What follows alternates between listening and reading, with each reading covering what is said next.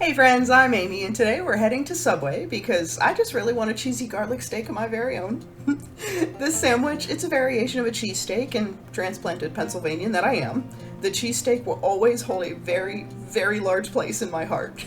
And while I'm not gonna get into that Cheez Whiz versus American cheese debate because I just love them both, I also love trying all the variations of the cheesesteak different places have to offer.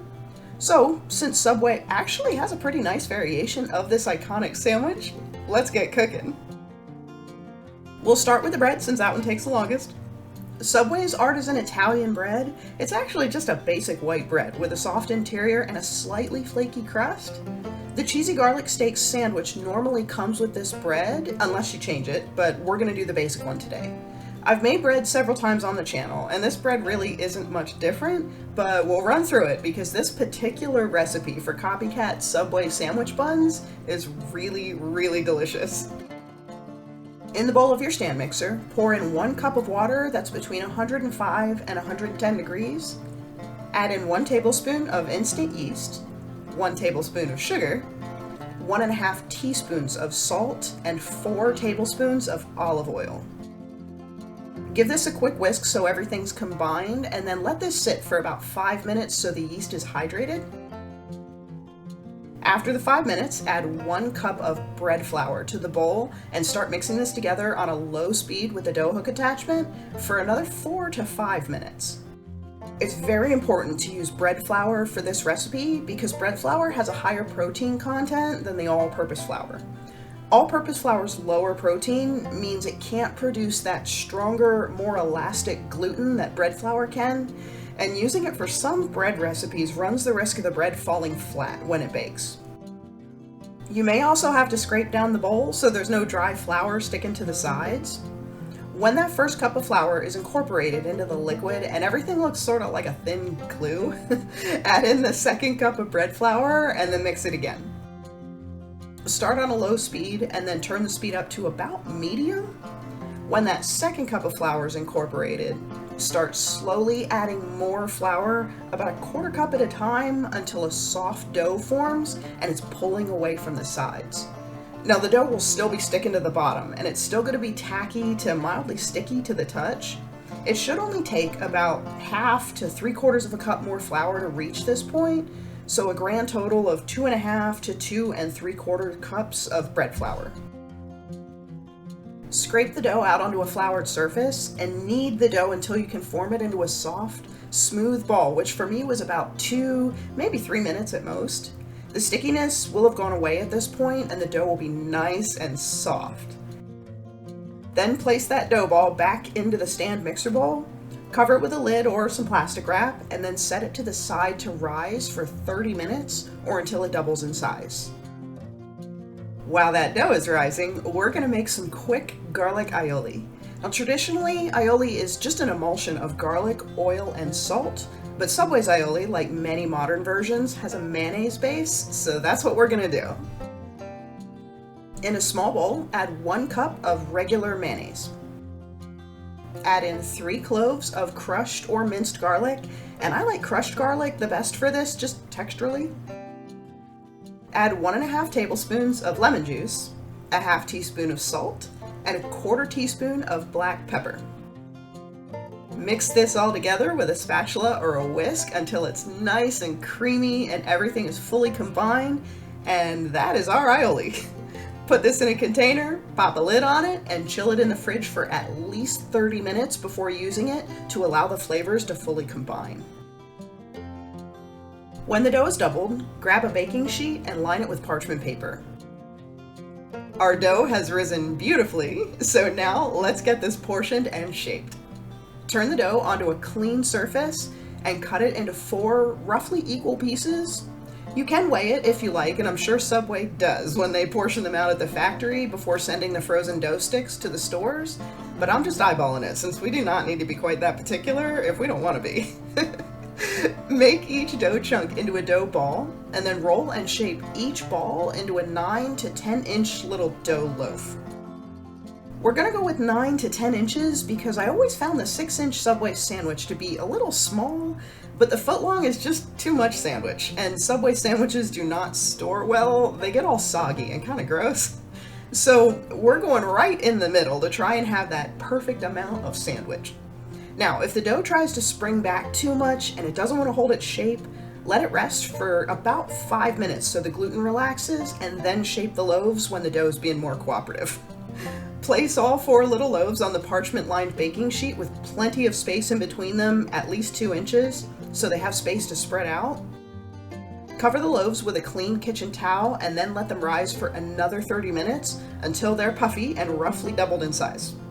Shortly before they're done though, preheat the oven to 350 degrees and make sure the rack is in the middle position.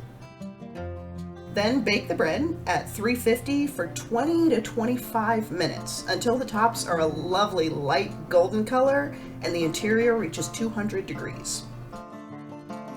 As soon as the dough comes out of the oven though, rub the tops with butter, and I pulled this stick of butter directly out of the fridge.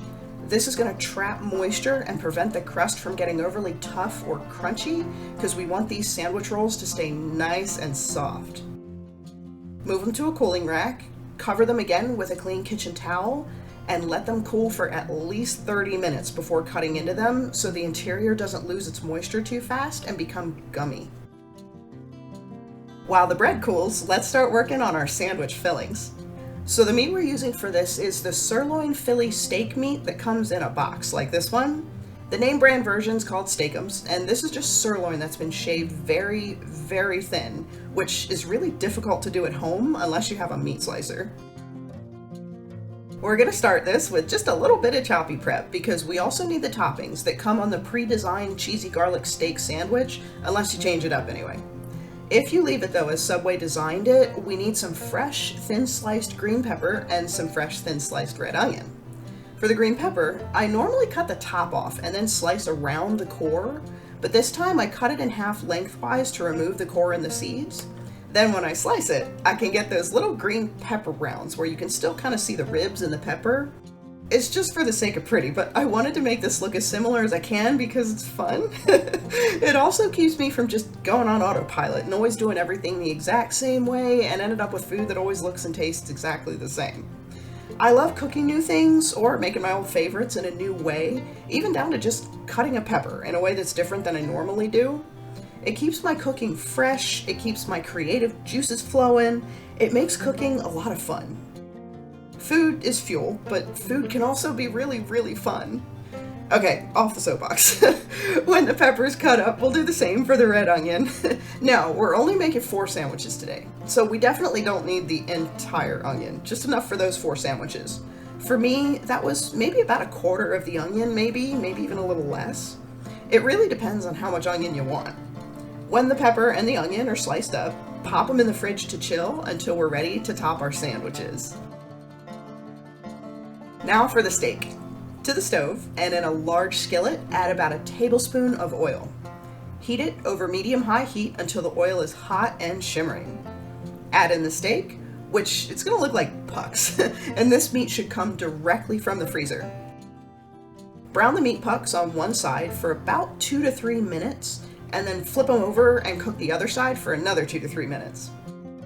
During that second few minutes though, start gently separating the meat with a spatula.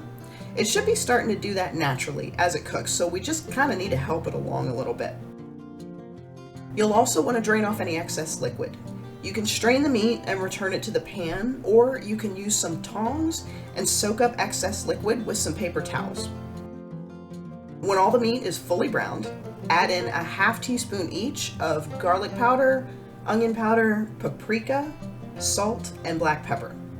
Stir the seasonings into the meat so everything is fully combined, and then cook the steak until it's fully browned, which should only be about another minute or so. Then pull the meat off the heat, and our steak is done.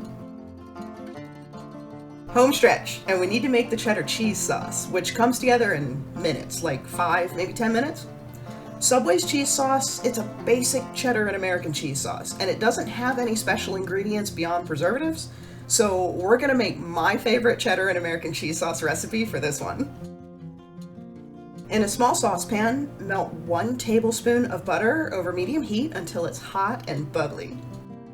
Add a tablespoon of regular all-purpose flour and cook this one, stirring constantly for about a minute to cook out that chalky raw flour taste. Pour in 1 cup of whole milk in small increments, again stirring this constantly so it doesn't get lumpy. And it's important that it's whole milk and not a lower fat milk.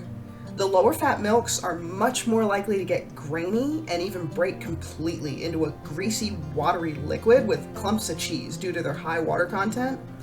We need the fat content of whole milk to make this sauce creamy and to keep it stable. When the milk is fully combined, add in a 1/4 teaspoon of a finer grain salt, like a regular table salt, and 4 ounces, which should be about 1 cup of shredded, sharp cheddar cheese. Last, tear up 2 slices of American cheese as well, and add those directly into the sauce. Now stir or whisk until everything is melted and smooth for about 2 to 4 minutes, until that sauce is nice and creamy and has started to thicken up. Then pull it off the heat, and that's our cheese sauce. Everything's ready for our sandwiches, so it's assembly time. Slice open one of those sandwich rolls about 3/4 of the way through, but try not to go the whole way through. Okay, check out that bread. It turned out beautifully, didn't it? Okay, spread the aioli that's been chilling in the fridge on the bottom, and you want a decent amount. Subway uses those squeeze bottles for their spreads and their sauces, and we want to mimic that slightly thicker, not quite uniform layer of sauce. Next comes our meat. Put about 1/4 of the meat on the sandwich. If you want more meat than that, you can easily double the meat recipe and use 2 boxes of sirloin, which will give you some really, really packed sandwiches. But that works since we can do what we want at home and we don't have to stick with Subway portion sizes. Next, spread some of the thin sliced red onion and green pepper on the meat. And again, go as light or as heavy as you want. Last, top it all off with a generous helping of our cheesy sauce. And we have the Subway cheesy garlic steak sandwich. Okay, I know there's one thing missing from this sandwich. I did not make the sub crunch because my husband and I just really aren't fans of it. It's basically thick cut cornflakes that have been seasoned and deep fried. The issue is that these still get soggy pretty quick on a sandwich like this one that has a bunch of wet ingredients. So I didn't include them in this Copycat, but if you really love them, just deep fry some seasoned Fritos and you'll have a pretty close approximation of Subway's Sub Crunch. As it is, without the crunch, this sandwich is king. It's basically an adaptation of a cheesesteak with garlic mayo on it, but I grew up in Pennsylvania, a hop, skip, and a jump from Philly, so anything remotely close to a cheesesteak is okay by me. Plus, it doesn't have that signature corporate flavor that's pretty much everywhere now. That I taste good enough to be fine, but I have the same cheese sauce as Arby's and the same steak and sandwich bread as Texas Roadhouse. And that aioli we love so much was made by Marzetti's. So while it tastes good, it just tastes like everywhere else. But this sandwich, while it tastes pretty close to Subway, it's also not the same cheese as Arby's. It's not Texas Roadhouse steak and bread, and the aioli isn't Marzetti's, who makes the sauces and dressings for Chick-fil-A, Buffalo Wild Wings, Texas Roadhouse, Olive Garden, Arby's, and Wendy's, as well as Subway. So you're always eating the same thing, anywhere you go, from the same place, which is one of the many reasons they all just taste the same. But this homemade sandwich is so much better. It tastes like Subway, but the flavors are so much more distinct and fresh.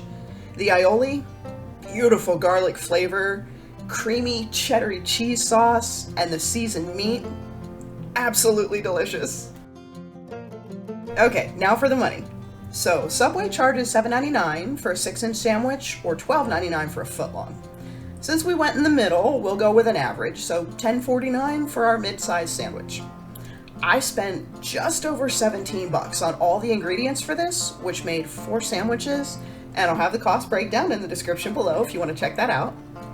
It would cost us around $32 for 4 6-inch sandwiches at Subway, over $40 for our mid-size sandwiches if they offered that size, or over $50 for footlongs. So we made 4 of the 9 10-inch sandwiches for less than the cost of 4 6-inchers at Subway. If you really wanted packed sandwiches and added a second box of meat, the total cost would still be less, just over 25 bucks, which is still a substantial savings, especially if you're talking about the footlongs. I was a little worried as I was calculating the cost, but we still won. And this tastes delicious and fresh, and I'm not eating Arby's with a Subway logo slapped on it, so that's a win. Thank you so much for watching my video. Please like and subscribe, leave me a comment below if you enjoyed making this absolutely delicious sandwich with me. Stay tuned on Sundays for delightful, comforting, and cozy home-cooked meals and snacks, because I have a new video every week. I hope you have a wonderful week, and I'll see you back here next Wednesday for some more better at-home copycat cooking. Bye!